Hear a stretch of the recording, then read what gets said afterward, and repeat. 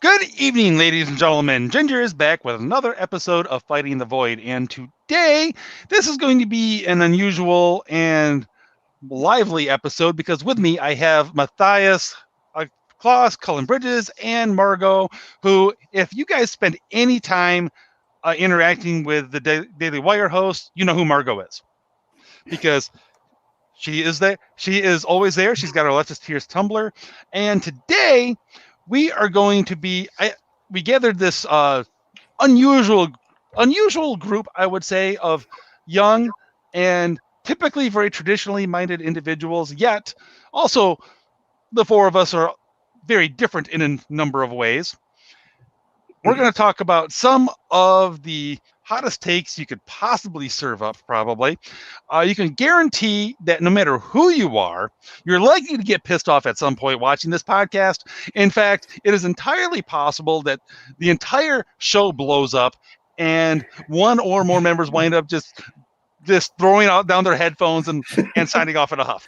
But we're gonna try that. We're gonna try to make sure that doesn't happen today. I don't know why Colin's pointing at Margot. Anyway, see, we're already off to a good start. Okay, so it's going to be entertaining, but it'll be more entertaining if you're part of a general chat. If not, just try to keep it. All right. So, the big thing that I want to start off with is there's been this big thing going on lately in conservative circles about where to go as far as social issues go. Now, I'm definitely old enough to remember when the Republican Party, which was until recently considered to be a legitimate conservative party, they were wrong even then. But that's beside the point.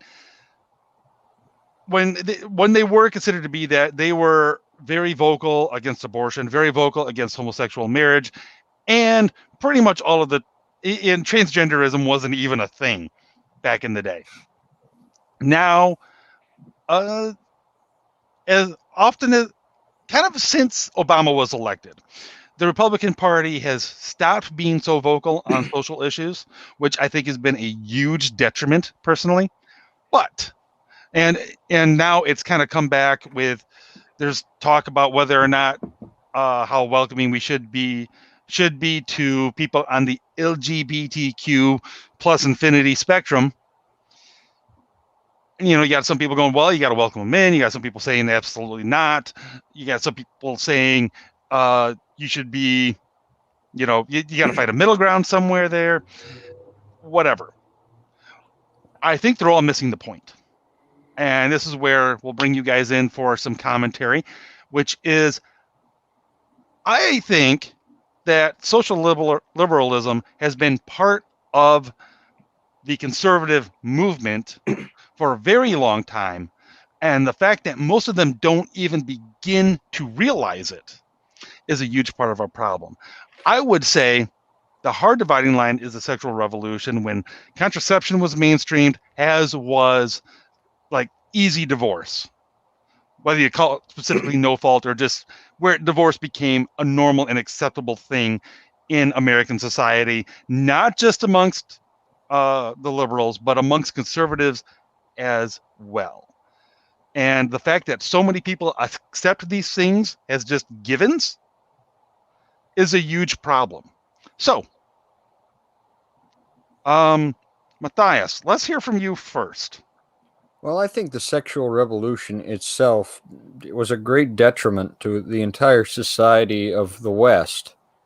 In what call it Christendom, what have you, the Western society, particularly the United States, Canada, Britain, Europe, basically what you would call European Christendom at the time.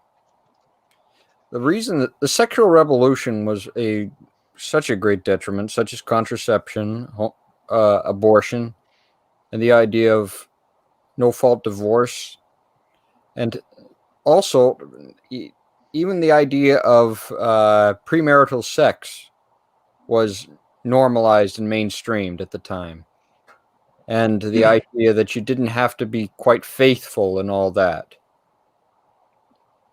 it was become lewder and lewder as you wanted. Not lewder, lewd, as in LEWD. Yes. Yeah, we have enough of the other ones. Yeah. There's been plenty of looters running around this past summer, but it's beside the point. But yeah, and let's hear briefly from Cullen as well, because again, I bring this up particularly as regards contraception and divorce, because Margot and I are Catholic. Obviously, our church is should be clear on those teachings. If you read a book, it's very clear. If you listen to your local pastor, maybe not so much. But and Matthias and Cullen are both Protestants of their own particular flavors. So it's always interesting to hear the Protestant take on these things. So please, Cullen. Well, first, I don't like to be, I think I talked to my friend broad Noah. strokes for ease of the audience at the moment. Non-Catholic Christian. Let's just say non-Catholic Christian. That is the thing is with the Catholic Church is contraceptions are obviously like a big no-go. You have sex to have a family, and I mean there's pleasure in that. It's fuller, there's a fullness to it, and you see that in Old Covenant as well.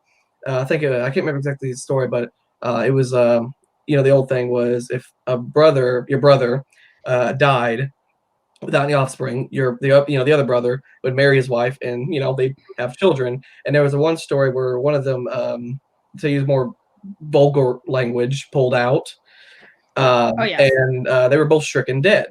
Onanism. So that's that's a biblical case you can make against any form of not using it for what God's purpose was. And so we saw in the sexual revolution was just that. You saw this, I would say, this just gross mixture of what we're making sex about. And of course, it isn't even just like the theological side. We're also looking at this from the medical side as well, because around the sexual revolution, what disease decided to, so all these STDs start popping up too.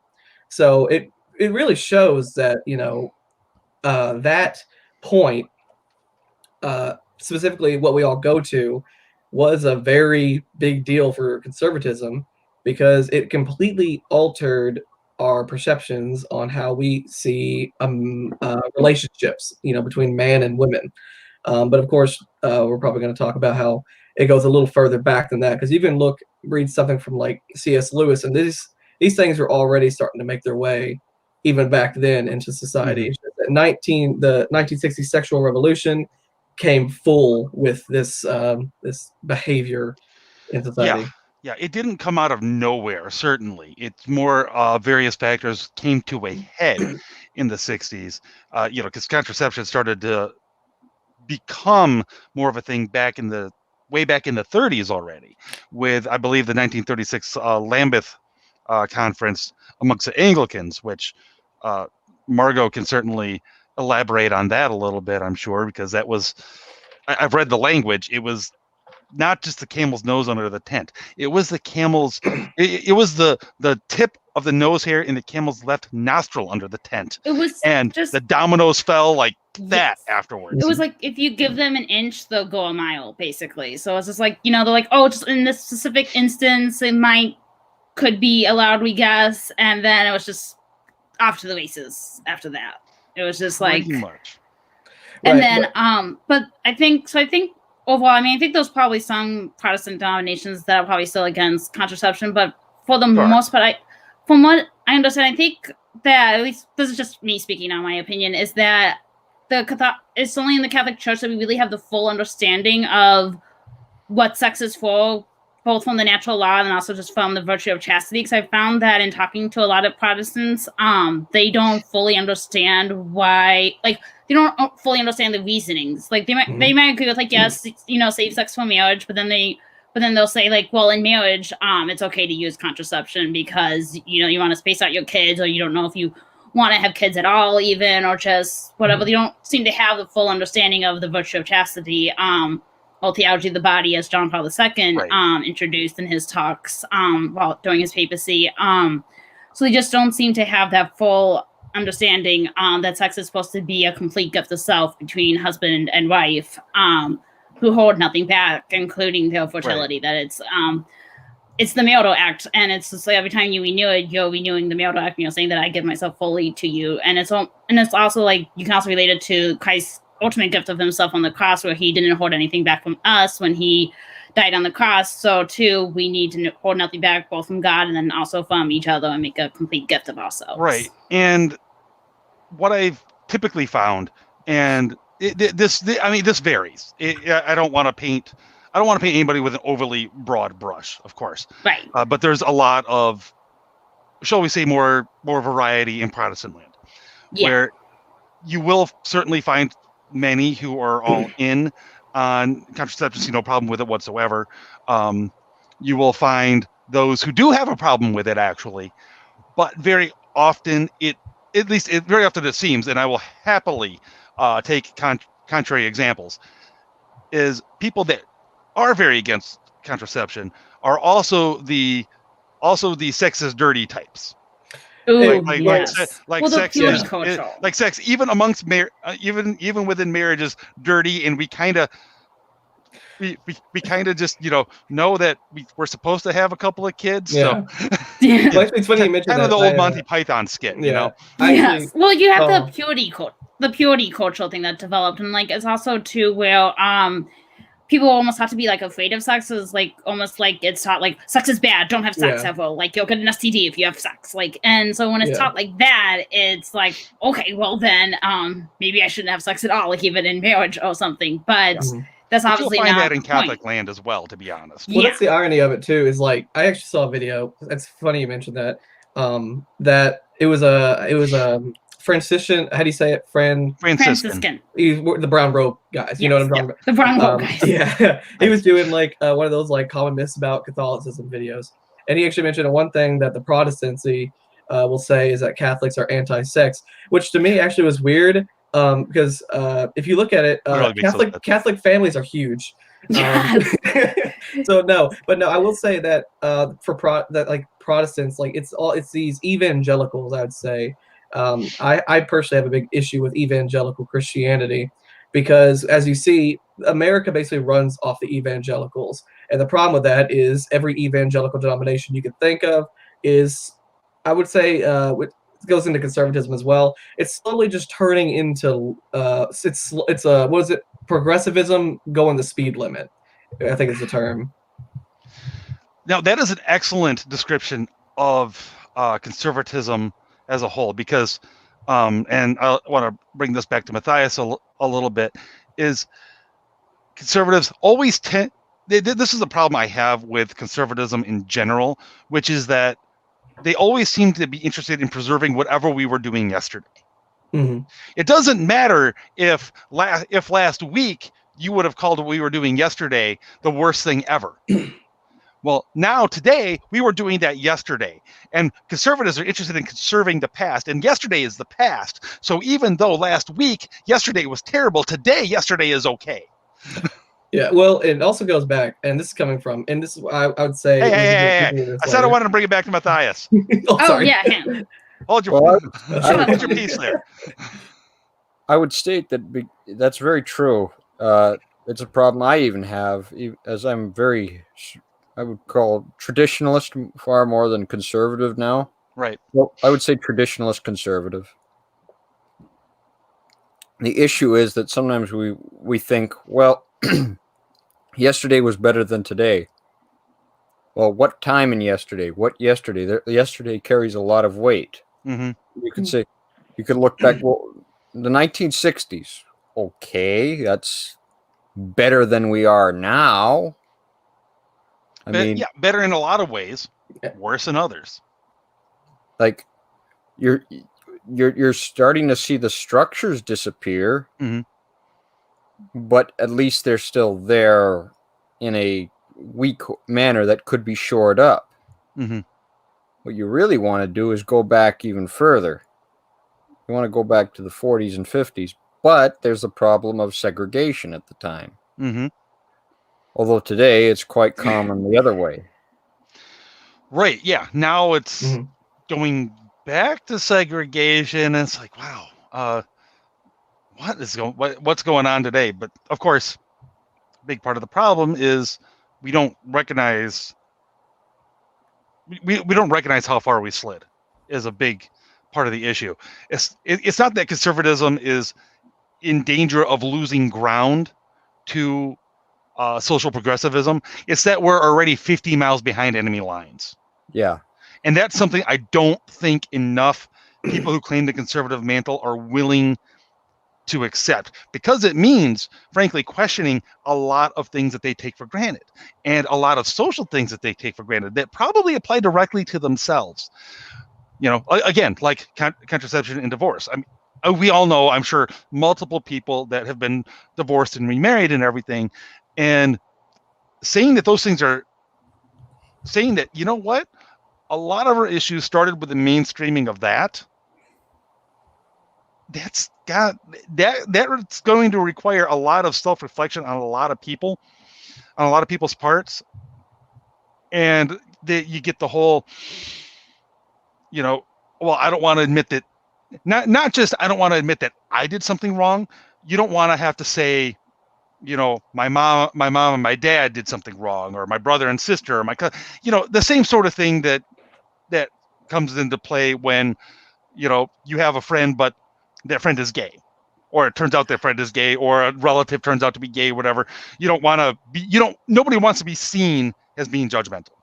Well, unless you're me and you just don't care because for me, the way I look at it is that, I mean, I don't want to like come off as overly judgmental, but at the same time, like, I prioritize truth over all else. I want everyone to know what is true. I want everyone to get to heaven. I want everyone to be united in the fullness of truth. And so for me, like, if my brother, if my best friend, if, you know, whoever if turned out to be gay or, you know, is using contraception, like, honestly, like, I would find a way to hopefully charitably call them out. I hate to use the word call them out, but to like just gently tell them that like this isn't okay and you need to stop doing this. But I wouldn't just say like you just can't do this, you can't do this because I said so. Like I would give, because there are reasons for why contraception is wrong. Those reasons why homosexuality is wrong. Those reasons why divorce is wrong. So I think what conservatives have to do is a better job of just explaining and standing up for what is true and what is good and what is beautiful, and not just forwarding and not just being like, well, my best friend or my brother or my son or my daughter is gay or is using contraception, and we have to be okay with saying like this is wrong. And actually, for Catholics, kind of have it a little easier. We have a little bit more experience with admitting we're wrong because we have to do that every time we go into the sacrament of confession and, you know, confess our sins and say, you know, bless me, Father, I've sinned, and then, you know, go through the litany of all the terrible things we've done. Whatever my screw-ups were for the past however long it's been. Yeah, so I mean, like, Catholics were kind of used to like having to admit that, hey, I was wrong, I shouldn't have done this, and I confess this, and seeking God's mercy. We have just as many problems admitting it publicly. Yeah. Admitting it publicly is hard too, but I think that's where, I mean, again, the virtue of humility comes in. It's all about, for me, it's all about virtues and trying to grow in virtues, which isn't easy at all. I struggle with it every day. But what? It's, as people on Twitter can attest, I sometimes lack the virtue of patience and humility. Even sometimes I get a little prideful, wanting attention. But anyways, we need to be striving for virtue. And I mean, I call myself out a lot. Like even just in my tweets, sometimes I'll say like, I was wrong. Like I need to do better at this. And I recognize like where my weaknesses are. I recognize that I can lose my temper. I recognize that I can, you know, be prideful or whatever else. And we just need to get better at that. We just need to get better at having courage to stand up for what is true and standing up for what is best for other people, not just let people, and not just, you know, compromising and just being squishy and being like, oh, it's fine. Like, we don't have to defend traditional marriage. We don't have to defend against this. Because, I mean, again, now, I mean, we've gone past homosexual marriage. Now we're into transgenderism, and well, into whatever Yeah. that is. I don't even know what could possibly come next, and perhaps we'll. I mean, Perhaps we'll wrap up later on with what insanity do we think is next? I mean, it's bizarre to see. Can I just say one more thing? It's bizarre to see in the government hearings. I mean, we have Dr. Rachel Levine. We literally have like a man dressed as a woman, and he's very obviously still a man. Like, he has very masculine characteristics. That's how he got us kicked off YouTube now. But I'm sorry, Dr. I'm just gonna say it. Dr. Rachel Levine is still a man. He's not a woman. Like, he can dress up in whatever clothing he wants. He can change his name. He's still a man, and it's just bizarre that we're seeing this guy testify.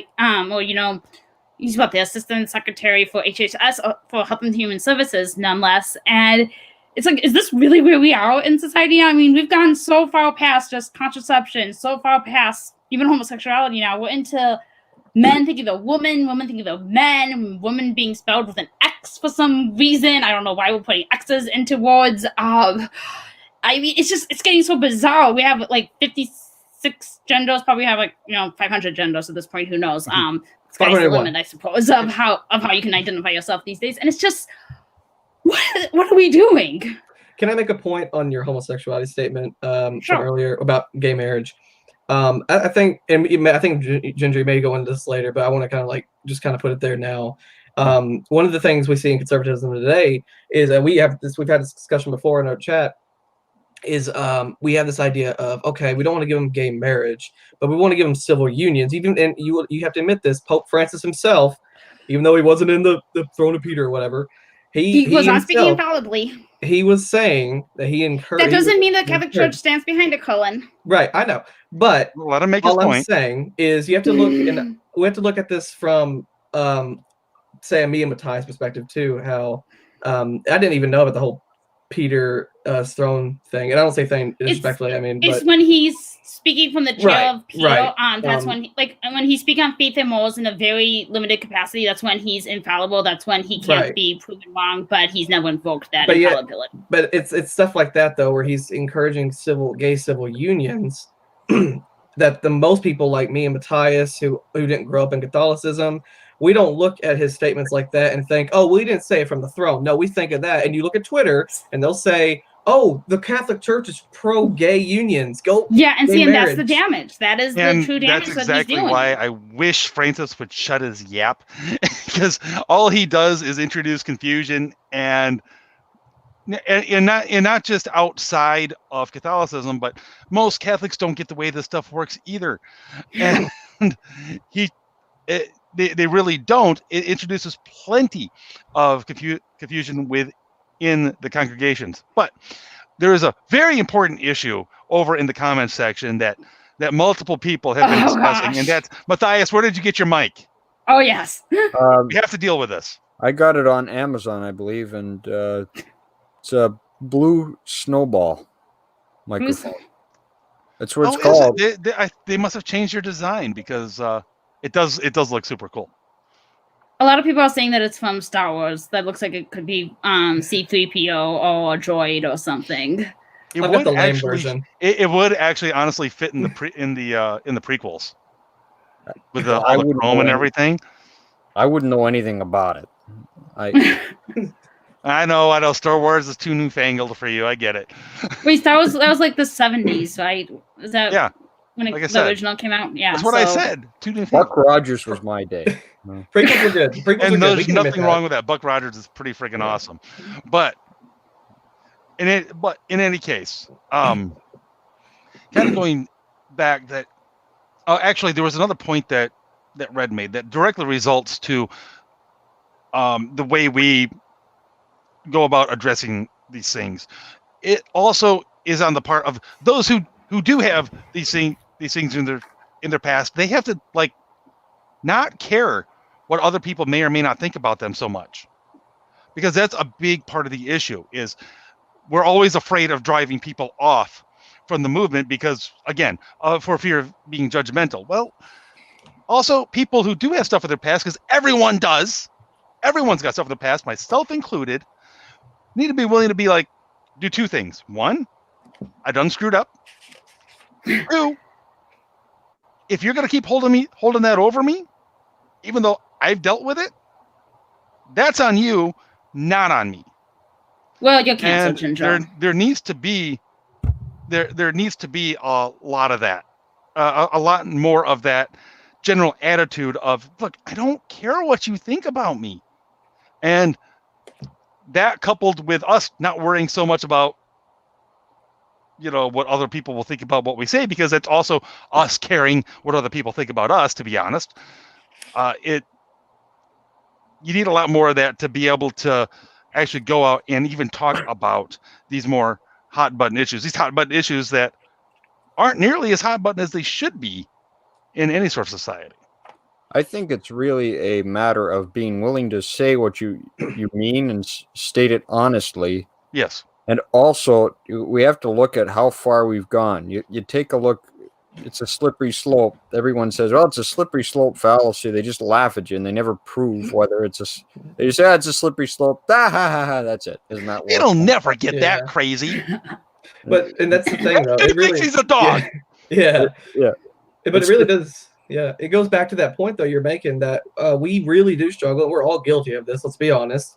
I had a libertarian phase myself, so I know that I'm very, very much guilty of this one. That and it goes back to biblical principles that James, and of course he's talking about rich in the church, but also it goes back to don't show any partiality. You can't be in the world and with Christ. Mm-hmm. So with that, and that's really the heart of what conservatism should be, is that biblical basic principle of we are supposed to try and what I'm trying to say is, like, we want to try and create the most morally right, no matter how unpopular it will be, country we can possibly make it. And obviously we've, in the conservative movement, have very much failed at that. Well, we have indeed, and one of the main issues is because we haven't been. We've constantly. You go, if contraception's here, at the top of the slope, near the top of the slope, where you just took a quick step down, we're right here. Like we've gone a long way, and there are still people saying, no, there's no slippery slope. Nothing. It has not gone anywhere. Nothing. Society progresses, man. It just progresses, and just do whatever feels good. And if it feels good, do it. You do you, and just whatever makes you happy. And now a man can be a woman. It's just progress, man. It's just progress. And I mean, now we have like throuples and stuff. We have like 3 men, maybe a woman or a womex and mixed in. I don't know. We just have all these. It's like height limit, romantic stuff to 2 people. Maybe add in a 3rd person. Let's see how that goes, and let's just pursue just whatever gives us pleasure, and just maybe one day we'll just finally land at that perfect spot where we'll just be so happy, and we'll just finally have it, and we won't have to keep progressing anymore. But no, it's not going to happen. I honestly think we would not be where we are today if people hadn't accepted, frankly, contraception and divorce. If it hadn't gotten mainstream back in the 60s, and let's be honest, it probably was mainstream before that, because it was probably like kind of quietly mainstreamed in the 50s. Yeah. Kind of one of those things that just about everybody was doing it, but nobody really talked about it. Well, it wasn't kind of the way homosexuality was throughout the 90s. Like, there was a lot more of it going on than anyone actually talked about. Yeah, but here's sorry. Yeah. It's just one of those things that it never comes out. It never comes out of nowhere. It always develops slowly, kind of underground, and it becomes something that's like, I know someone who does this. I know someone who does that. My doctor prescribed these pills to me, so on and so forth. And before you know it, it is mainstream, and all of a sudden, poor Paul VI is like, wait, what? No, we're not doing that. Would that more had held the line? Would that the Anglicans, frankly, had held the line back in 1936? But alas, as Margot pointed out, I think it just give them an inch. I mean, for me, I think, because for me, the reason why, the reason what keeps me going and stuff is that I just remember what John Paul II taught in Theology of the Body is that sex is meant to be free, total, fruitful, and faithful. Period. And that really sums up like everything. That explains why homosexuality is wrong, and explains why contraception is wrong. It explains even why divorce is wrong, because it's supposed to be a free gift of self, not forced in any way. It's supposed to be full, where you give yourself, again, like I was saying earlier, you give yourself fully to your spouse, not holding anything back, including fertility. And you're fruitful, you're open to the gift of life, because God said, be fruitful and multiply. And then faithful, you're with the same person forever. It's marriage is the permanent union of husband and wife who stay together until death do them part. And if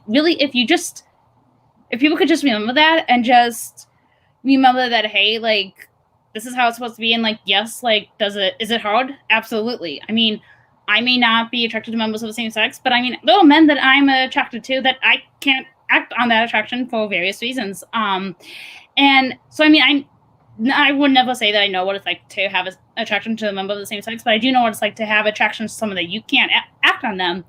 So, and I think sometimes people have to just remember that, like, as Christians, and just even if not Christians, whatever, like, we're not just here in this life to do whatever we want and just to pursue our pleasure and just to pursue whatever feels good. We're in this life to grow in virtue and grow closer to God, whether you believe in him or not.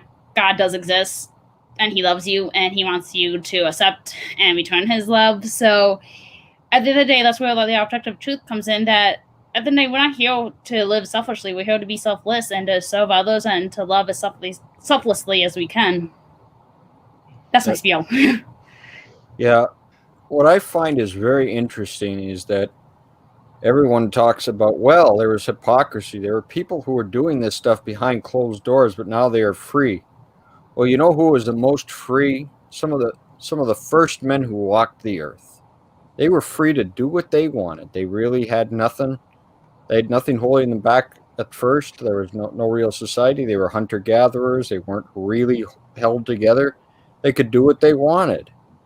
But somehow they developed into building a societies that were rigid. Now, this brings no biblical, because this is a political point, and because, while I believe Christianity should be the basis, we're not at that point yet. So we have to go back to the history of man. And the history of man shows that we are creatures of appetite. But even the ancestors who may not have been Catholic, Protestant, Christian, realized you have to order to something. You have to order to your family in some kind. Our friend Old West pointed this out, that there were only two kinds of marriages prior to the advent of Obergefell and some other nations. Was either a monogamous one man and one woman, and a monogamous polyamorous marriage, such as common in the Nation of Islam, of multiple wives and one man. But there was never two of the same sex in the same method. And it's not difficult to see that even societies that were pretty paganistic or a little more on the licentious side, they still held to it. In the 18th century, it was common to have brothels, but they were mostly in the worst areas of the city. Like you had, you couldn't walk down the main street in London, England, in 1700, and walk into a brothel. Right. You'd have to go to the darkest tavern area where all the dregs and all the bums, where you definitely don't want the normal people you associate with to see you going in and out. It wasn't just it wasn't just commonplace. It wasn't just all over the place and all over in your face the way it is now. Right. And then another point. Now there's OnlyFans. Oh gosh. You pay for porn? So bad. I got nothing. Yeah. Okay. Well, honestly, that's an interesting phenomenon. Because OnlyFans, and this is actually leaping ahead a little bit, but OnlyFans isn't really about paying for porn. OnlyFans is about paying to think you have a girlfriend. That's what it's about. It's not about the pictures. It's about the interaction. Mm-hmm.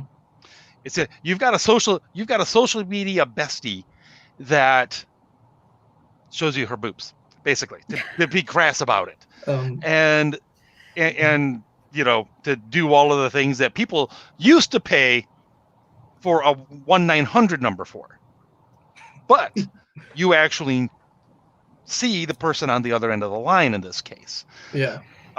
It's this same sort of thing, and it's a direct phenomenon of sex being reduced to a mere transaction.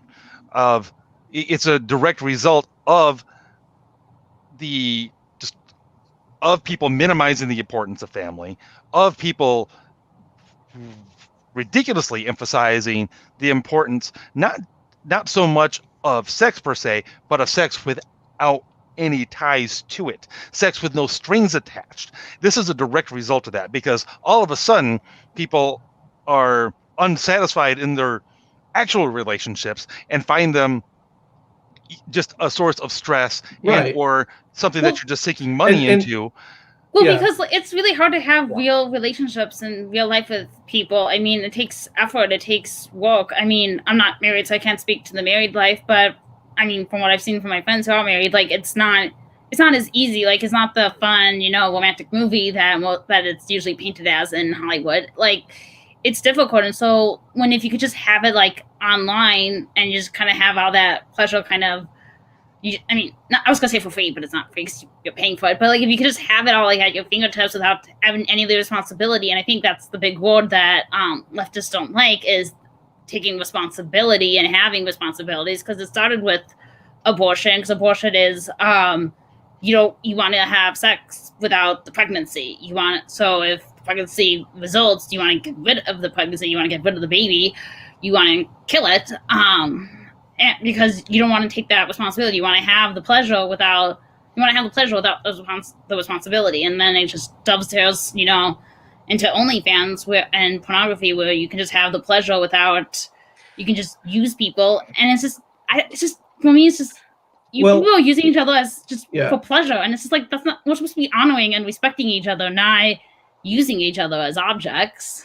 Well, when sex also, you said it best, Ginger, as well, like, when sex comes down to a transaction and it becomes like this sort of whatever thing, it really does affect relationships, because before, the idea of sex was supposed to be like, this is like the highest form of a relationship. This is like I don't know the goal, but it's one of the big things. It's the unique personal way to express your love for another person. But when you get rid of that and you dwindle it down to just a transaction or a thing you just do, then really, what is the highest form of love when you're in a relationship then at that point, if it isn't to have that close experience anymore? But of course, when you have that close experience about hour and a half into the relationship, it's like, well, we've peaked. Yeah. Well, it's like, crap. One of my favorite songs is "Gentle on My Mind" written by John Hartford, but sung by Glenn Campbell. And there's a line that says, "It's knowing that your door is always open, and it continues on to knowing that I'm not kept down to some ink stains on my mind on some old line." But the thing is, it shows kind of a depression. He's saying, he keeps saying over and over, "You're gentle on my mind." I keep remembering the girl that I knew and loved and who could have had something great.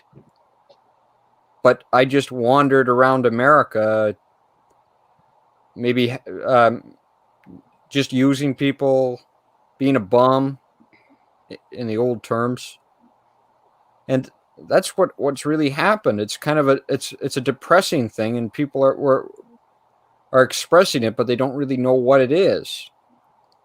Because when you cheapen the thing that creates life down to a mere transaction, as valuable as a hamburger or a French fries, it's not worth much at all, and not even worthy of, doesn't really hold any virtue anymore. It's a very, very dangerous thing, And even in a song that was written in the 1960s, everyone says, well, that's such a romantic song. It's a sad song. It's saying, hey, I keep remembering this great girl I had, and here I am sitting in some camp in a rail yard,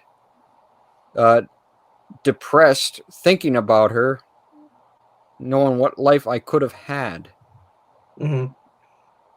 And that's what it all comes down to. It comes down to, well, hey, I can at least come back once in a while, but why don't you just stick around and put a ring on it? Commitment. Why can't we Feel just put a ring on it?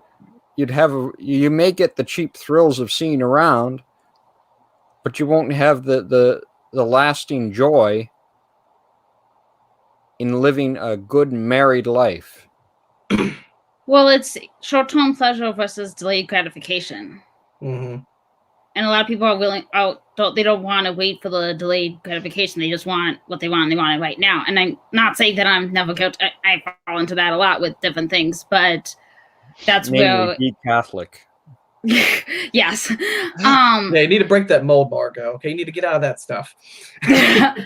But at the end of the day, too, I think we all have to realize that, we're all trying to pursue all these different things. And for, a lot of people in our culture, it's sex and stuff. But is that really making us happy, really deep down? Or is it really actually making us miserable? And then we have to realize that is it going to fulfill us? Is it going to provide us that lasting happiness that we're really, truly seeking? And honestly, probably not. Like, those cheap thrills, they're cheap for a reason.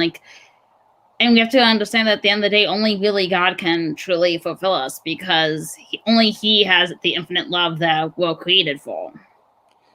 Yeah. And it reminds me of the way the evolution of the automobile. Now, you're wondering, how does this get into this topic? No. Actually, I'm very curious where you're going to go, because me and Ginger had the exact same, well, no, I want to see where you go with this. Okay. You look at the modern car, no chrome, nothing that says, hey, I want to be around 30, 40 years. It's just something to get from A to B in. It's just something that, well, it gets me there. Then you look at a car from, say, 1947. One of my favorite cars is a 1947 Nash, built with chrome. Look at that, people. It looks amazing. Yeah. Well built, made of steel, made to look nice. White wall tires. No, hardly anybody makes white wall tires anymore. If no one on new cars. It points to something else. It points to that one car was built to look nice, but also to have some practicality and to have something that someone could want and own and use and take care of. Why would you want to take care of some boring car that doesn't really have a nice look? It's just something to get there. Mm-hmm. It's much like just to get a cheap thrill. Mm-hmm. Like you go to a prostitute just to have a couple of hours of pleasure, but you don't want to go get married and have children, live your life. You want to buy a car, you buy a car just, it'll get me to A to B for a couple of years. You bought a car, then you took care of it. You washed it, you polished it. Now, it's not to say people didn't always do that. Of course, man is fallen. Man makes mistakes. But it goes right back to it. It cheapens everything. Cars today are, with few exception, ugly. To be honest. They have bland, I would say. Yeah. I would say it's like the most car design is like meh. Yeah. But there's no crime, no shot, no chrome. There's plenty of crime. Plenty of crime. But there's no shine there's no chrome. There's nothing that says, hey, look at me. I just want to be, this is something that wants to be around for a while, like a statue. Yeah. I doubt that a 2012 Camry is going to hold the same value 50 years from now as a 1960 Ford. Just plain station wagon. So it really comes down to you asking, do I want to be a car from the 1940s who says I want to be around or do I want to be a car from the early 2000s? Yeah. Do you want to? Now, for that Box matter. and can't say anything. Do you want to? Do you want to live your life just to? Well, I got clothes on my back, and I can get some fun. But or do you want to leave like a true legacy? I guess. Like, do Well, you want to? Matthias, I like the point that you're making, because frankly, it also directly relates to the phenomenon of OnlyFans, because it's all tied in part to almost a fear of permanence, a fear of anything staying the same, the need for constant change, which again is just the fear of permanence. It's the fear of being tied down. That's what's tied to, cars being something that doesn't last typically more than 10 years. How many appliances do you know now that last more than 5 years? I mean, Unless you're shelling out top dollar, I mean, cell phones are made. I mean, like Apple. I think Apple has basically admitted that the phones are not built to last. Like, they're built for you to have to replace them every 2 to 3 years. Like, you're not supposed to keep your phone perfect example. But actually, this ties into something that I don't agree with Pope Francis on many things. There's a lot of things he says that I really don't like. But the one thing he did say, and I think it was towards the beginning of his papacy, he was talking about the idea of a throwaway culture where we just throw things away, whether it's people or just our material possessions. You're spot on about that. We don't, like Mateus was saying with cars, we don't make things to last anymore. We don't even with friendships and relations, we just kind of dispose of them when we don't see any use to them anymore. It's the whole utilitarian principle, the whole utilitarian philosophy, where everything's just about utility. Everything's just about what can this do for me? And then when this is no longer useful to me, or when it no longer gives me pleasure, and it goes back to divorce too, because it's when this relationship no longer, has the good, exciting feelings anymore, when I don't have those affection anymore for my spouse, I'm just going to walk out. I'm just going to leave and try to find that someone else. And it's just all the throwaway culture, just throwing things away and just constantly going through more and more things and just trying to say will this make me happy? Will that make me happy? And it's just all about there's no permanence. And I think that's even where cancel culture comes in too. Everyone's just canceling everyone right now, basically. Everyone's just getting eaten up. Statues being torn down. Talk about permanence. We're tearing down statues. We're erasing Dr. Seuss. We're canceling people for nothing, basically, for these innocuous things that they did, and calling it racist just because it's just all about I think it's just an emptiness that people have, and they just are trying to fill it with something, and when that doesn't work, it just, I don't know, it just gets thrown away, and we just keep trying again. You see this attitude come out in many other ways too. Even the way we work now, we work from home a lot of times, and a lot of times people want to work from home jobs so they can work from wherever, so they can get up and pull up stakes and move from one end of the country or one end of the planet to the other. So long as they got an internet connection, they can work. They don't want to own a house. They want to be able to rent, so they can pull up stakes and leave at the drop of a hat. Now, so to a certain extent, this is fine, and it depends a little bit on your stage in life. But at some point, by far the vast majority of people should be looking at a family and putting down some sort of roots where that family can actually grow and develop. Problem is, again, we're afraid of that. It's commitment. It's tying you down. You feel less free. That said, isn't it interesting that the more we try to make ourselves free to be able to pull up stakes, go wherever, do whatever, whenever, in a lot of ways now, people may not be tied down to a house, but they're tying themselves down into their own little box, into their own little apartment. Well, I would say I'm probably a little different than from here. I'd say in my case, I grew up moving around a lot. I've lived in Kentucky, Tennessee, Illinois, I think at one point, or was it Indiana? It was one of those two. Florida. And I'd say for me, that mentality, specifically the whole pick up and go mentality, definitely is in me, for example.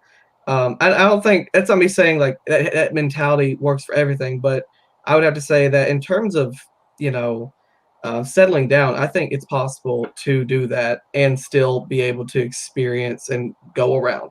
That's not for everybody, but I would say for my family, it's definitely been the exception. No, and that's why I say the majority. Yeah, and it's interesting. There will always be exceptions. It's interesting because I'm the exact opposite of Cullen. Like, he's saying he's moved around to a bunch of states. I'm the total complete opposite. I've lived in one state. I've lived in basically one house my entire life, save for 4 years going away to college 2.5 hours away. And 2.5 hours away from where I grew up. Other than that, I've lived literally in the same house. I'm still saving up to get an apartment and move out finally. Kind of embarrassing to admit, but whatever. So I mean, I have the complete opposite experience of picking up and moving. I don't know how to. I literally don't know how to move. Like, I don't know how to move to a different state. Like, I have no experience with that whatsoever. I went to college in the same state, just 2.5 hours away, and then I'd come home at Christmas and during the summer, so I don't even really consider that moving because I was in a dorm room, I was in an apartment, but that was 9 months out of the year, and then I'd be right back home again. So I have the exact opposite experience of being almost too rooted, you could say. Well, I'm almost like too comfortable in the same house, and now I'm just like, what's this moving thing that people do? I have no idea. I have no concept of it whatsoever. This is great. I'm actually glad you guys both brought up your very different experiences growing up, because I am a huge fan of the idea that there does need to be some sort of balance in most things. That there needs to be, you need to kind of have some sort of place, thing, group of people to call your home, but at the same time, you need to not be afraid to step away from that from time to time. And I don't know. I'd actually love to hear Matthias's commentary on that particular aspect. Well, I'm more like Margot in that way. I grew up in the same house in the same town, my whole life, same province. In my case, being a Canadian, but I drove around. My parents and I traveled. We drove to my grandparents who lived down in southern Ontario, and I've been to many provinces, such as I've been to British Columbia. I've been to Newfoundland. I've been to Quebec. I've been around. I've been to several places in the United States, like Michigan. I've been to Wisconsin. I've been to Minnesota. I've been to Colorado. I've been to Illinois. I've been everywhere, man. I've been everywhere. I mean, I've gone on trips and stuff. I've visited places, but I've just never like moved to a different address. Yeah. That's the difference. I'm kind of in between, because I grew up in I grew up in a little town, in Michigan. Didn't really leave it a whole lot growing up at all. I think the farthest we went as a family was actually to Cedar Point, Ohio. Oh, wow! I think that was the farthest we ever went when I was growing up. Now, immediately after getting out of high school, I joined the Navy, and I have literally been around the world. Yeah. Like literally, nice. I started at one place, went all the way around, and came back. Wow! So you literally had traveled around the world. Yes, I have circumnavigated the globe. That is a fact. And most of it is water, as it turns out, just like they taught you in school. That said, we made a couple of interesting port stops, and since getting out of the Navy, I've traveled around. I've traveled around a bit more. Been out to Colorado a couple of times.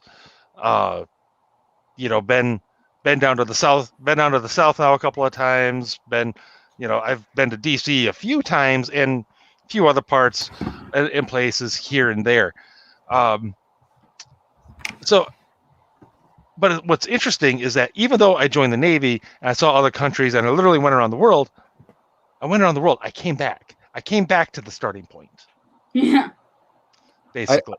I've been to Germany. That's my ancestral homeland. We flew there to visit my great uncle. and other family. We still have quite a bit of family there. Mhm. But yeah, we came back. I've never shifted addresses. I've never moved, but I've kind of looked forward to it. But I also want to stick around because I like my hometown generally. It's a nice. The climate's nice. I'm sure some people don't like -20 winters, but Pansies. No. I Thank mean, you I'm for that. in Illinois. I'm in the Chicago suburbs, but no, we just had a terrible February with too much snow, and now I'm just very excited that spring is in the air. So I much prefer spring and summer. but we have nice summers. We get them up to 80, 90 degrees. It's nice enough. It's warm enough. It's not too hot. It's too warm. But It's too you warm. know what I mean? Like Yeah, you get to 78, 80 something. See, there you go. We've had it up to 100 sometimes, but that's a rarity. But I'd say that's the exact opposite then, Matthias, for us, because I don't know, this is bad to admit, but like for us, it was always like we'd get to somewhere, it'd be really nice. We've been in Paducah for almost about 5 years now, so this has been a long stay. But like even now, like we always like we'd be like, I don't like this about this. I don't like this. I don't like this. I don't like this. I don't like this. And you call it just because that's what we do. We did, but there's always this idea of the greener pasture, you could say. Right. And I've settled that's probably going to be Florida at some point, but we can disagree on that. At the moment, it's attractive. Oh Give it a no, Very much. moment. I'd say we actually lived in New Smyrna at one point, and we've never stopped talking about Florida since then. So if that ever happens, yeah, I think Gulf side. But the point though, like, is the mentality is if you stay in one place long enough, you learn just to deal with it and to get over things. But when you're someone who grew up like me, who you moved around a lot, and I mentioned the states. It's not even talking about within the state, us moving around. You get this idea of, well, there's got to be something better out there. There's got to be something better out there. Something better. And so that definitely, I'd say, probably affects my political stance maybe a little bit too. I'll admit that sort of mentality. Yeah. The grass does always look greener, but Mhm. sometimes it's because it's a drain field. Yeah. Sometimes because it's mold. Also true. Okay. Look at all that bright green mold growing in their lawn. Lovely. You don't have to mow it, so that's cool. Yeah, but you die of disease. No, that's black. That's black. Yeah. Just get some like astroturf fake grass or whatever, and just make it look nice. Like the high school. That would be peak modernism right there. Yeah. I don't like. I probably would have to explain astroturf to Matthias. He probably isn't. I don't know if they had it in the 1940s. I want to switch subjects a little bit. Margo, you mentioned modernism. I want to talk about that real quick. Okay. Please. So we know, Nashville. We talked about this before. It's booming right now. Yes. You know why it's booming? Because everyone who's on that side of the country doesn't like that side much anymore. So now they want to come over here, like the Daily Wire people. Still haven't watched it. I don't care. Anyway, so but you have all these people coming over to the south side now, and that's play on. But the problem is that they're coming over here, which would be considered the conservative part of the U.S. But because of the people coming over, they're also bringing with their politics with them. And so what also we're seeing right now in conservatism is sort of a switch of sort in terms of, and I reckon in a couple of years, we're going to see, if the U.S. is still around, that California will turn red and you will see Nashville switch to blue at some point. Because that's exactly where we're heading right now because of this boom going on. Well, and Nashville is kind of a special case too, because, and this has come up in the general chat a little bit, which is Texas and other places are actually getting, for the most part, the red people out of the blue states. Nashville is a special case because Nashville has been, obviously to a smaller extent than now, but it has been for a while a bit of a creative hub. Mm-hmm. obviously primarily for country music until recently, but because it had that infrastructure already of agents and studios and so on and so forth, and it's also there's also a well, this is, I mean, no, it's got a high tourist aspect to it for those reasons. It's drawing a lot more of that because it has that infrastructure already in place, and it's kind of becoming LA East. No, it is. Or LA that's East why / New York West. Well, that's why they moved though, because Jeremy wanted to get into the move. Obviously, now we're getting into the entertainment sphere and stuff, and they wanted to have a media they wanted to be in a city that had a media infrastructure. So that's why they chose that. Even though Ben is awkwardly down in Florida because he needed the Jewish community. Because he needs his Jewish community for obvious reasons. So he's in South Florida and goes back and forth, but for the most part, they're headquartered in Nashville. Growing up around Nashville myself, no, it is insane how different it is from when I was a kid. When I was a kid, that we had this, I don't remember what it was called exactly, but my father told me it had a name. It was like this hood part of Nashville, right?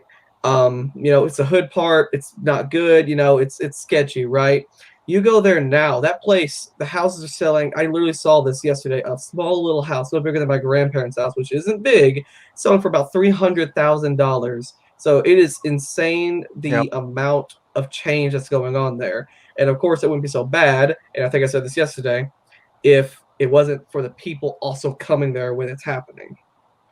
Yeah, because since it is a creative hub, it is bringing the blue people from the blue states, right? Who probably are going there, one, because they see the possibility, more opportunity, more chance of being able to sort of break in and get the right people's attention, and also escaping their ridiculous tax burdens, homeless problems, so on and so forth, and bringing them over.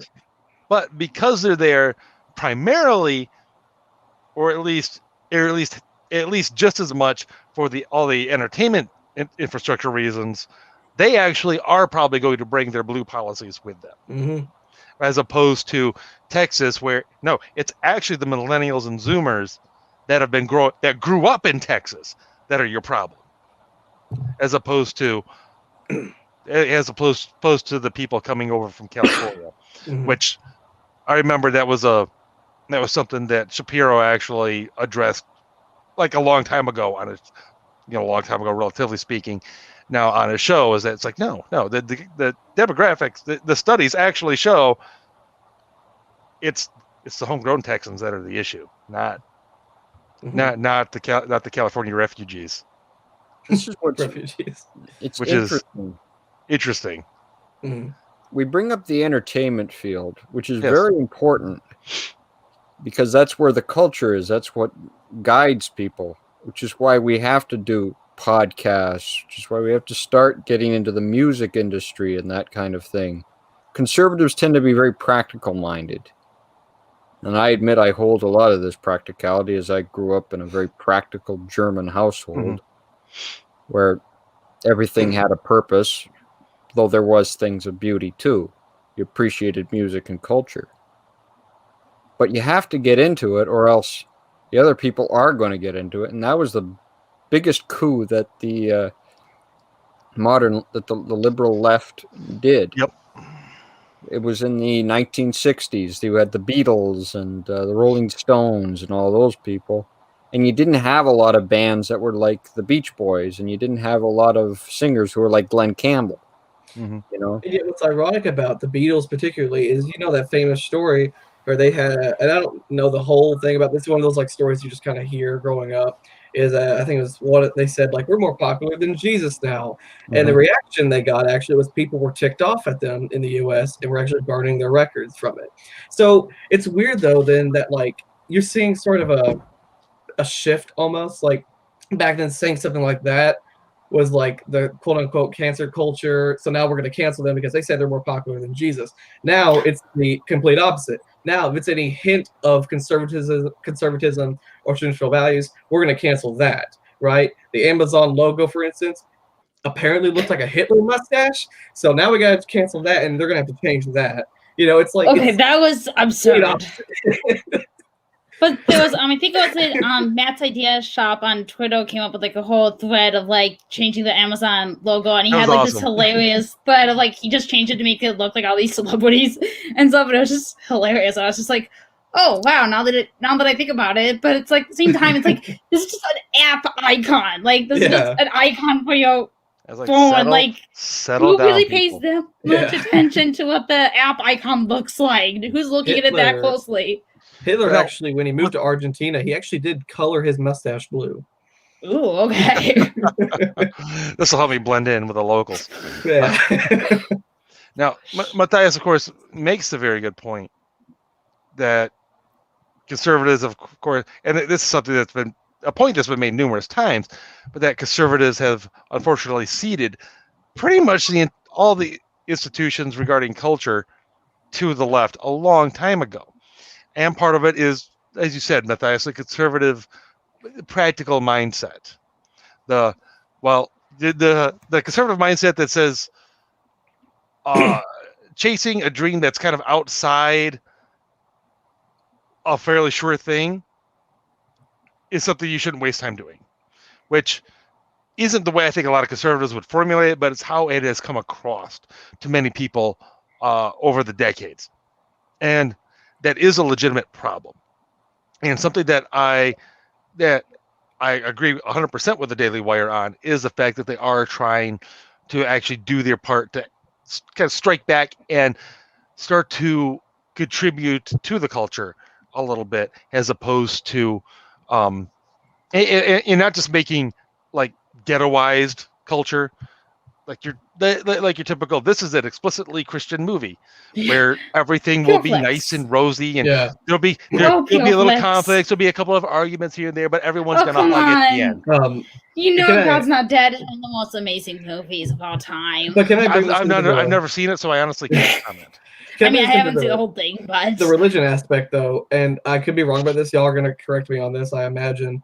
But from what I can learn and what I know of it, you look things, and you mentioned like conservatives need to capture the culture and need to work within the culture so that the culture stays conservative, right? Mm-hmm. And I could be wrong. You can correct me on this, but if I remember correctly, that was the initial idea of something like, I believe for Catholics, Vatican II was the church was going to fit into a new millennium. It was going to fit into a new culture. Now, y'all can talk about all that other stuff, right? But the idea was I wouldn't go that far with it, but it's trying to bring the church into the modern world to a certain extent. Like it was trying to modernize the church. Yeah, which it kind of did, at least with to an extent. The ramifications. Yeah, a lot of the ramifications led to a lot of modernism within the church. Right. But it was a good idea in idea. In theory. on paper. On paper it sounded like. But then when it was carried out, it's just no. It just went off the rails. This is why I say you gotta listen to the guys who were pretty conservative in their action, in their song at least, who sang songs in a mournful way about sexual revolution, like Glenn Campbell often did in his song. Yes, okay, we know. I am a huge Glenn Campbell fan. You are? I had no idea. Who's Glenn Campbell? I mean, I've never heard you mention him before. I know, right?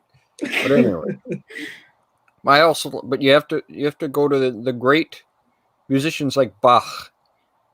But you also have to go to cultural references that people can still grasp onto. Marty Robbins, great country singer. Johnny Cash, Tennessee Ernie Ford. Yet men had problems back then. All of these men probably had some. I mean, everyone has problems. Yeah. Yeah, you do. I'm joking. That's my profound thought, is that everyone has problems. We all have problems, but back then, you tried to hide it. You tried to keep it out of your personality on stage. Now, if you embrace the most depraved parts of you, oh darn you, that's your ticket to fame. Mm-hmm. Mm-hmm. If you decide to say, I'm really embarrassed about this and ashamed that I have this kind of, whether it's attraction or I have this bad habit. Well, it sounds like everything's public now. Like there's no private stuff. I mean, is anything private? I think maybe to some extent social media has fueled that, because never before have we had like such like constant communication with each other, and just a constant way to just constantly put down like any thought that pops into your head or anything. I mean, it used to be like, I mean, we'd have newspapers or we'd have magazines or, you know, books or whatever, but we wouldn't have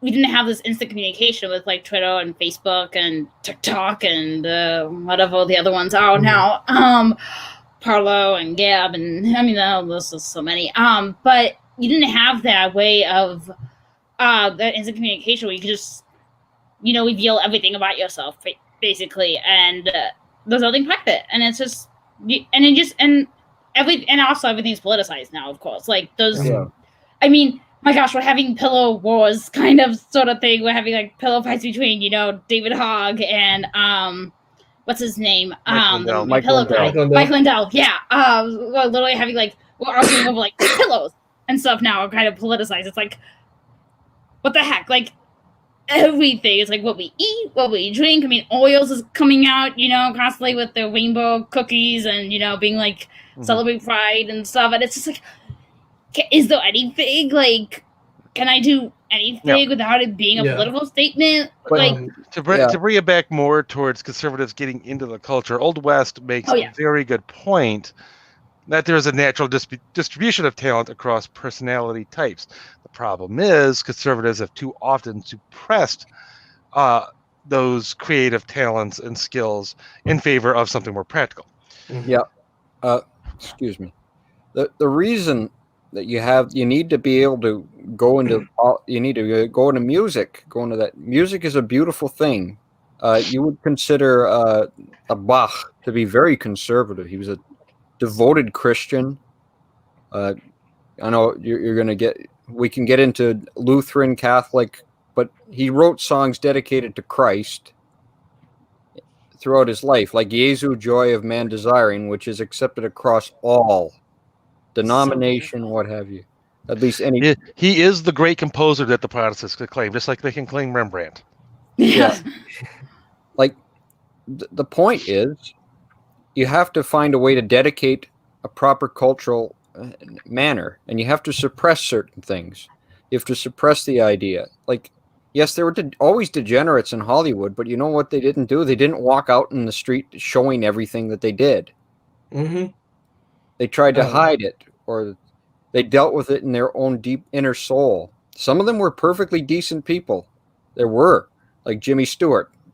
I never heard anything bad about Jimmy Stewart. No, and even these days, nobody's dredged up any random weird thing about Jimmy Stewart. Like he didn't hold strong racial views in the least. He was an honorable hero. Meanwhile, today, Tom Hanks is somehow the great guy. What? What has he done?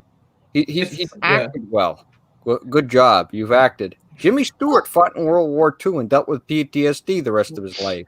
Well, there's something to be said. Like, if you could just be an actor and just have that be enough, and just, I don't need to know what actors are doing, like, behind the scenes. So, like, I don't need to know what they're going on in their personal lives or whatever, because then it just, like, it kind of ruins the things at the end. Because, I mean, and that's the thing that's kind of depressing is, like, you know, you enjoy a movie, and then, you know, years later, then you find out, like, oh, this guy was actually, like, a sexual pervert or whatever. And then it's just like, well, that's ruined now for me. Like, you can't really watch a movie the same way. Really, you should just be able to enjoy the movie. You should be able to enjoy the story, and you should just be able to enjoy the acting for what it is without having to be like, crap. Like, that sort of thing aside, it's important. It's important now more than ever that those of us who are parents, who have kids who have some sort of creative talent, encourage them to pursue it. Because one, there are more outlets now than ever. Yes, everything is highly politicized, and breaking into a great many of those outlets will be difficult, to say the very least. However, there are more ways to get your work out there independently now than ever, and also there is, as the Daily Wire currently being foremost amongst them, but there are lots of other avenues out there, smaller, grant you, like Silver Empire Press that I've worked with, to a small capacity, but worked with a lot, trying to help get their stuff out there. There are other outlets that will help you get your material out before more people. Mhm. And there are ways to work the system so you can get it, so you can be successful and make a living being creative, being more traditional, more conservative in your general mindset and approach to life than the average bear. That is possible, and we need to encourage it.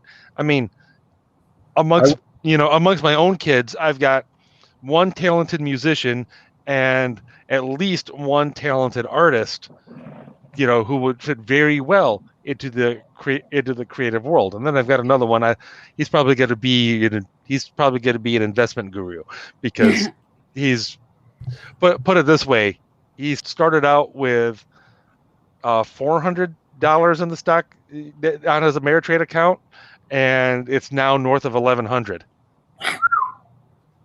Yeah, this Very kid's nice. 14. Dang, your kids.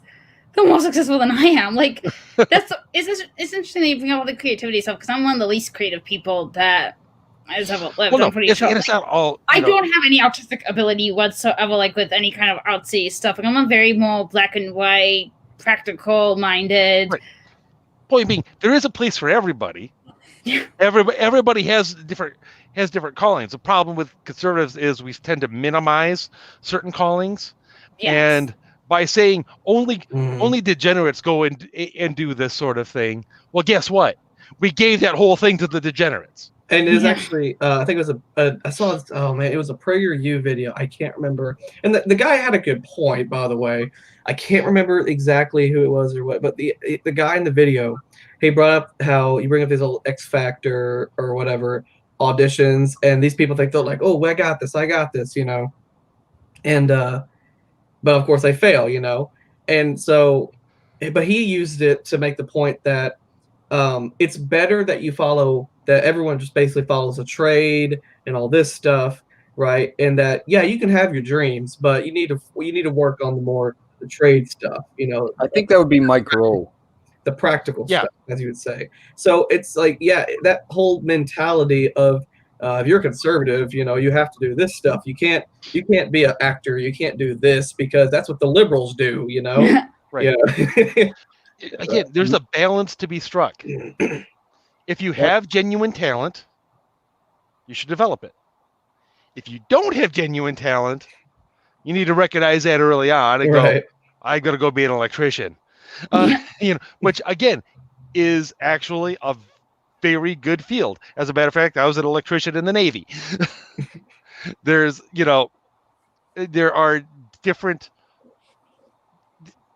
again, it's often about balance, and it's about balance in the way we approach these things, the way we present these things. It's certainly not that everyone has to go be a plumber. It's not that everyone has to go be an artist. It's that you have to be open to whatever it is that you're supposed to be doing in this world, whatever that is. And the people around you also have to be open to that and encourage you in the appropriate direction. I think that's the toughest part, though, is finding out what that is. It is hard. It is hard. I mean, I think it came up in the general chat, but it's entirely applicable to myself. I'm not entirely sure what I want to do when I grow up yet. And I can take this from like a. But you are grown up, Ginger. You're grown up. Your father, your husband. That's the point. You did it. Like me, Cullen, and Mateus all want to be eventually. I mean, I want to be a wife and a mother. I don't want to be a father, obviously. But other than that, well, we want to have we want to get to your point of having the family and stuff and being settled and having there's a point there too, because too often people in my situation, which is a very good situation, will play the what if game too much, or the what if, the if only. I feel so confined. I want to go and do this, and that's how midlife crises start. Yes. And a lot of it has to do with just accepting who it is that God made you to be. Mhm. Now, that doesn't mean that whatever you are is who God made you to be. We can get ourselves twisted all kinds of knots and confuse ourselves and not be where it is that we're supposed to be. That is very easy to do. Mhm. But, which is why sometimes it takes people, sometimes like me, an awful long time to realize that and just be, you know what? Because through a lot of my life growing up, especially in high school and even well into the Navy, I kind of fought against the idea of myself as a nerd. You know, I kept wanting to be the cool kid. Finally, I just had to realize I'm a nerd. Cool. It's you know what? Being a nerd is perfectly cool, and it's fun. It just embrace it, because it's better than trying to be someone you're not. And that actually made me much more comfortable in my own skin. And then, of course, and this is something that I remember very clearly. This was early in my marriage. Like, we hadn't even moved out of our apartment yet. This was within literally the first month of my marriage. I was praying. I was asking God. It's like, okay, what do you want from me? What do you want me to do? And this is the only time I ever got what I think was actually a direct answer. Literally the only time. And it was just, be a husband and a father. That was it. Which I was like, really? That's it? Literally, that was what I followed up with. I was like, that's it? Really? And the very quick response was, for now. I'm like, all right, well, I guess that's what we're doing. And it is freeing to go, you know what? I am where I'm supposed to be. Am I doing everything right? No, I'm human. I'm not doing everything right. Whatever the wrong things are, pray God reveal them sooner rather than later. So those could be corrected, and I could come up with new ways to screw up. Well, I mean, actually, it's supposed to be that you come up with that you stop screwing up altogether. But but again, we're humans. Guess what? We're gonna come up with new ways to screw up. Even though every time I come out of confession, it works. Even though every time I come out of confession, I'm always like, okay, God, like this time I'm never gonna sin again. I'm going to be perfect from now on. I'm gonna be sinless. I'm never going to ever screw up ever again. I'm gonna be perfect, and I'm never gonna need to go to confession again. And then it's just like, whoops, and back to confession I go after like a week or two. So and as you're thinking that, you're like, and that was a sin of pride. Back. Turn around, literally the same day. Same day, confession. Be like, bless you, Father, I've sinned. It's been 2 hours since my last confession. Just fell into pride. Yeah, go ahead, Colin. Oh no, I was just saying, like, I remember you actually nailed something on the head earlier. That really, if you ask me, and this is going to sound like an eye-rolling, like typical message, but really, I think public schooling is a big issue too, because you said earlier, like, you're expected at like 16 to go, okay, what college are you going to go to? Okay, what do you think you want to do? What do you think you want to do? Right? You're expected to almost like, and they have good intentions, I'm sure, maybe, I don't know. You know, I graduated 2020, so I kind of got the short end of the stick more than probably most people, like Matthias probably, and you're told in high school, like, sort of this expectation of you're gonna know what college you're gonna go to, you're gonna know what you're gonna do your entire life, and you can't put that on somebody who's like doing geometry in sophomore year. It's like, no, like, trying to prove a triangle is a triangle. Like there's a lot of pressure on kids, and then also, I mean, the issue with public schooling now. I mean, I'm in another group chat which has some teenagers in, and I almost feel like I'm a Twitter youth minister or something, which I never expected to be, but here I am. Trying to use my Twitter addiction for good. And so anyway, I'm like listening to these teenagers, and I mean, of course, they hate the Zooming thing that they're forced to do because of COVID, but also just what they're being taught. They're like showing me like some of these slides that they're being shown about, like, how to be an anti-race, how to not be racist, how to, like, spot toxic masculinity, and, men are bad, white men. And I mean, being white is a terrible thing. And like, this was being taught in our public schools and stuff. Like, I mean, it's getting to be a real, like, it's terrifying. And for me, like, I thank God that I graduated back in 2009 from public school. I did go to public school for high school. I went to Catholic school, kindergarten to 8th grade, and then went to public school because I hated uniforms. But my public school, I mean, from what I can remember, it wasn't really that bad. It was still pretty balanced overall, I would have to say. I mean, it was probably more liberally bent, but I was liberal at the time, so I didn't really notice. But nowadays, I'm just like, what are they teaching at my old high school now? I can't even imagine what's going on. So, I mean, public schooling really is getting to be an issue because it's the government. We're entrusting the government with our children, and really, like, we're the parents. Yep. Cullen, Ginger, and I are in big trouble. I don't think you get much more white than all three of us. Yeah, I was thinking the same thing. Yeah. Well, I mean, me too. Pale people here. I mean, I don't know. Like, I'm a woman. You're I'm a a woman, woman. though. So does that give me any points on the whole? You're a woman. Identity. You're a woman. You're a woman, but you're white. So you're still kind of privileged, but just not enough that you get our end of the stick. Yeah, because I mean, just being a white man is just the worst thing in the world. Apparently, like there's just that's nothing why I worse. changed the. That's why I You know, did it's my funny. black But at the now. same, here's the thing: is at the same time, if you were to put on blackface so that you wouldn't be white anymore, then you'd be in trouble because blackface is basically terribly, terribly sinful, and you basically are condemned for ever wearing blackface unless you're Justin Trudeau and somehow you survive it. Yeah. That was a dig, Ed. Your boy Trudy Or Mateus. Robert Prime Downey Minister Jr. Centerfold, yeah. or any liberal in the spotlight. Yeah, and So because Robert Ralph Downey Northam Jr. Ralph Northam survived his own thing too. Oh yeah, Ralph Northam him too with the blackface. But We never found out. Was he the guy in the Klan hood or in the blackface? Which one was it? We're still not sure. Which is Who's that one Jewish guy that Howard Stern? Oh my gosh! Now, granted, he was a rough. That was his whole shtick, was that he was a dark comedian. No problem with that. Okay, but like he's also the same guy now who's following this leftist mob. It's like, dude, come on! Like you expecting me to defend you expecting me who's going to defend most people like you to defend you, but then you're gonna help their side? It's like, come on now. No. well, I mean, the leftist mob, it's just all about, they're just bullies, and it's just like people are just terrified to stand up to them, so instead they grovel and they just, are like, I'm sorry, please take me back. And they're just like, I'm just like, stop apologizing, stop groveling, you're just embarrassing yourself. Never apologize to the mob.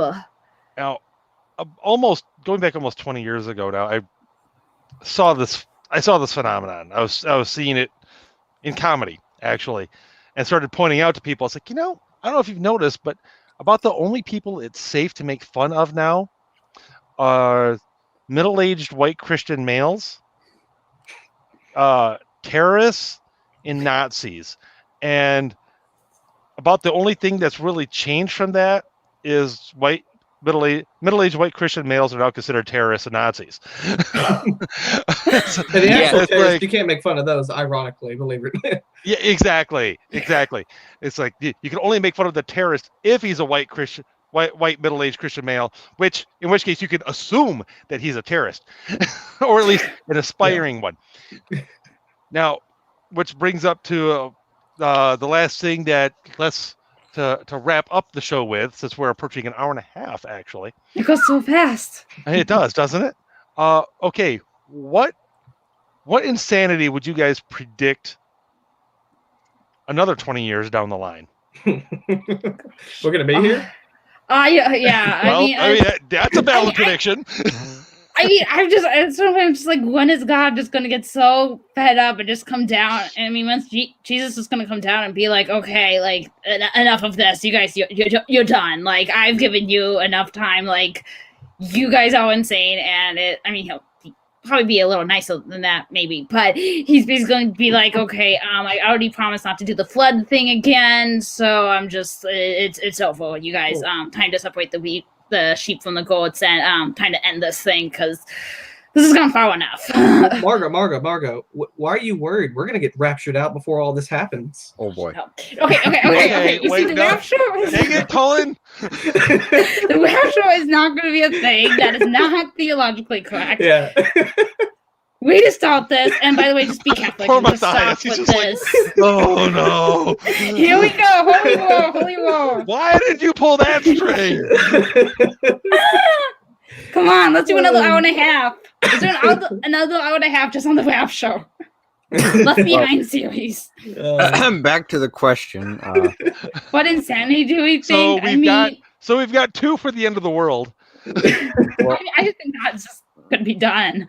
He's way more patient than I do, though. At best, all sexual depravity will probably be allowed except for basic normal couples, nuclear family, parenting.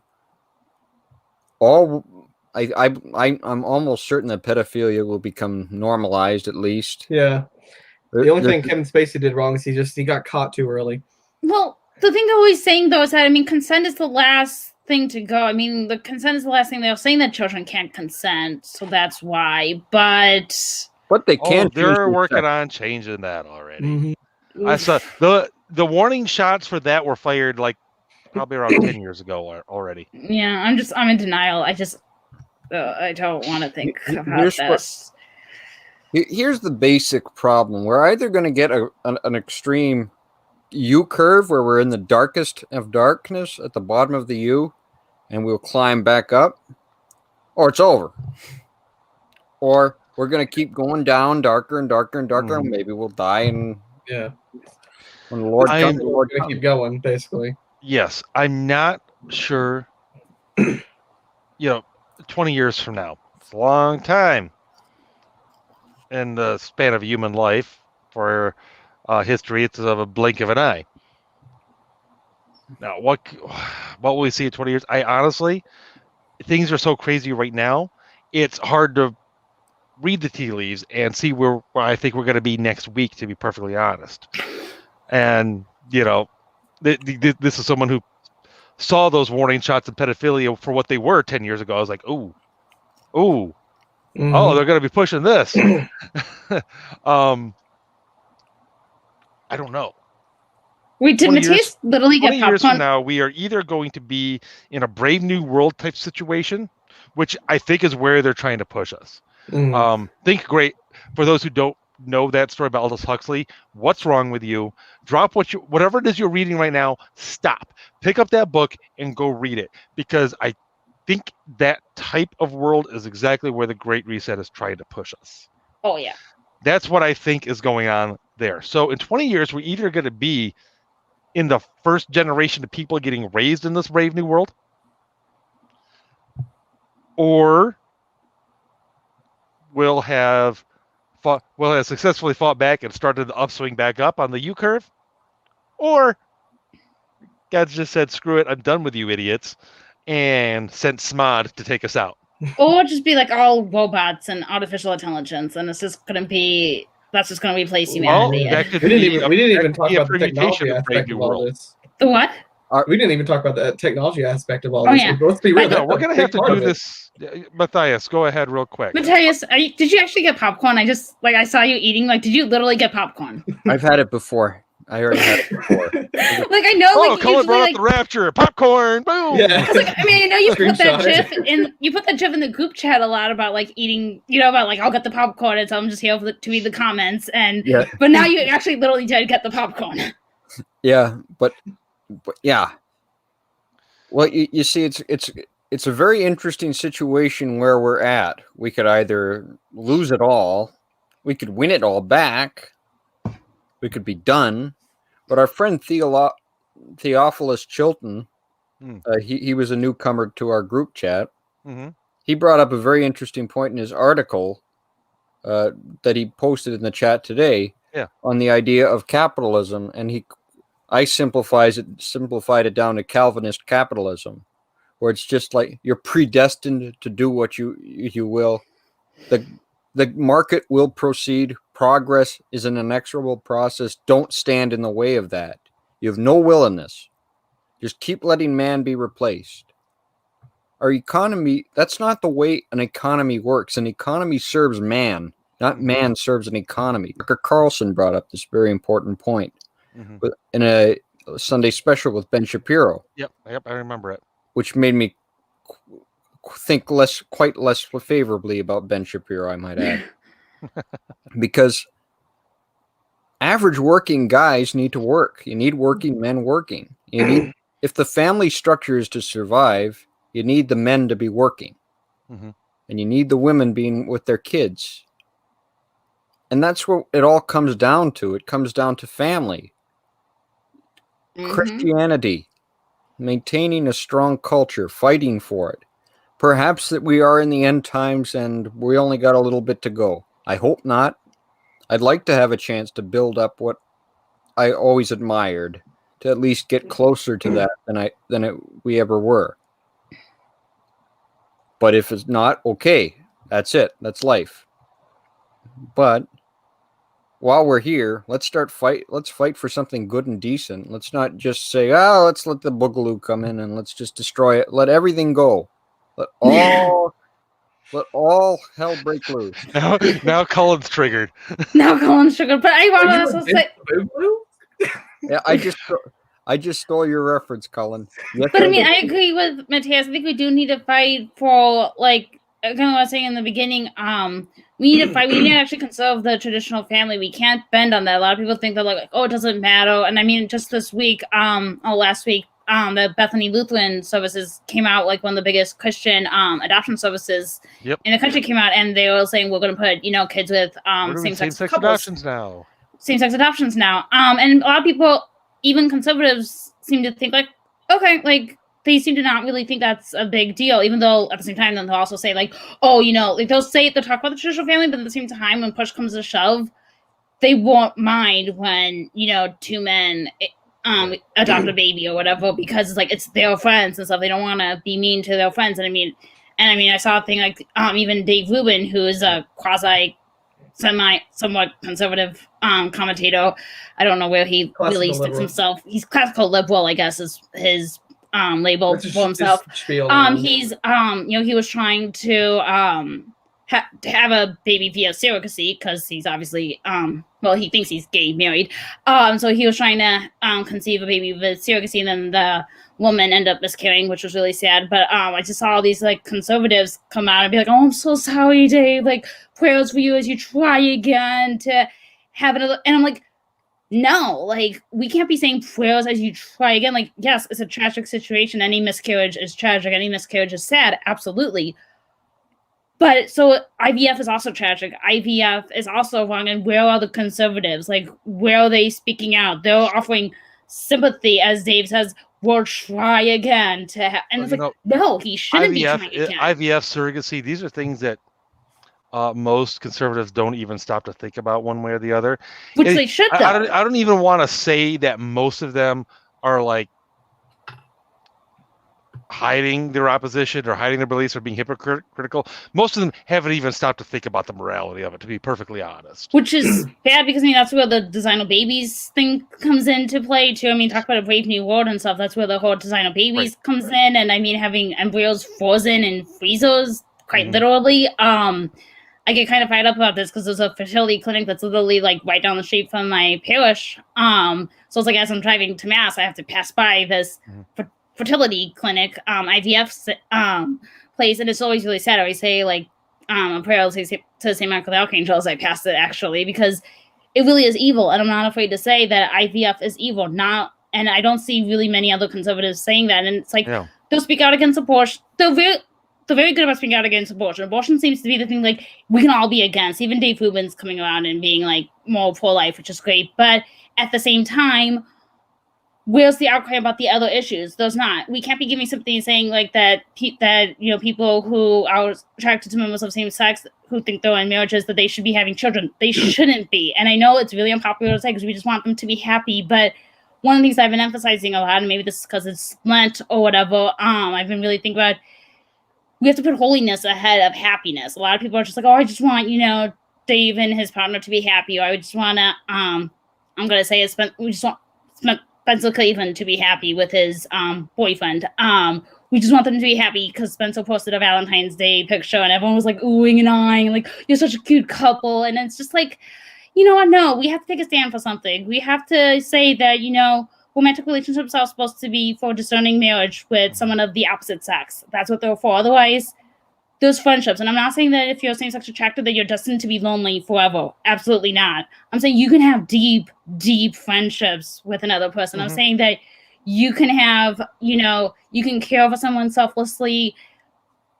But why does it have to be sexual? That's what I'm saying. Why can't you just have a deep friendship? And I'm actually just seeing here in the chat, some of my friends from the Catholic Man Show saying, Juan, and I think probably Adam, I'm sure maybe it's Dave, and Adam and Dave are two amazing men that I've gotten to know really well. I've even got to meet them in real life when they came to Chicago a few years ago, and nice. They built a friendship. They have a lifelong friendship with each other. They were best friends growing up, and then as they got older now, they're both married, and they have tons of children between them, and they live like right down the street or right next to each other, and they host a podcast called The Catholic Man Show together, and it's all about men growing in virtue and striving for holiness, and it's just they have such a model friendship, and I think that's something that's really been lost in our culture, especially among men, is the ability to have friendships, because everything just seems to be romanticized, or everything just seems like, you know, and I mean, people say like, oh, no homo or something, like, you know, like they're ashamed to be friends with someone, with each other. And we need to recover that friendship. We need to encourage men to be friends with each other. And especially, even if they have same-sex attraction, we have to encourage them to live chastely, which is totally, completely possible to do. A lot of people think that it's not. And I know that men have more urges than women, and it's different for men than it is for women, but I still think that God will still give you the grace to overcome and stuff, and to really just grow in that friendship inside. I just got off on a really long tangent, but whether you did slightly it passionate about this. I don't know if you guys know this about me, but I can slightly passionate about certain things, and then feel free to just cut me off, because oh my goodness, I can just go on forever. But whether or not you did it intentionally, Margot, you actually did a nice job of bringing us full circle to the idea that conservatism, if it is to have any future, one of the first things it needs to do is to realize that, no, we're not in danger of losing it to the social liberals. We're not on the front lines of the culture war. We're 50 miles behind enemy lines, and we need to regain ground. We're not hold the line where we're at. No, we need to actually, shall we say, gird our loins, man up, and regain ground. We're like the paratroopers at Normandy. We're way in behind in France. We're fighting a war. We got to keep going. We can't just be sitting back. Oh, that's nice. Here comes that Panzer unit. Isn't that nice? They're gonna go kill our admire the craftsmanship of those tank treads. Yeah. Ow. Anyway. Well, it's like the one GIF that you see, like, with like, I don't know if it's like I forget, it's like an animal or something, and he's just like drinking his coffee or drinking his tea, and like there's like a fire all around him, and it's just like, it's fine. It's fine. There's just a major fire going on, but it's fine. Whatever. Just a major fire, no big deal. No, we need to actually like get in there and fight. And on that note, I think it's a good place to wrap this up a little bit. I had a lot of fun doing this format, and we'll be doing it again in the near future, I'm sure. And now I have to cough. Ginger has COVID, everyone, so just put your mask on. It'll be okay. Everybody mask up. I get an irritation in my throat when I'm talking a lot. And that's why I usually have something to drink during the show, but I emptied out my coffee cup early. So unfortunately, nice. Gotta put on my mask just in case. Now you won't get the Rona through the electron. You got a double mask. It's common sense. Good. Dr. Fauci. Oh, good. Fauci to end us. So we will, I'm sure, be doing this again in the relatively near future. So we will see you again next week. And until then, remember, as my 12-year-old would put it, y'all suck and y'all need Jesus.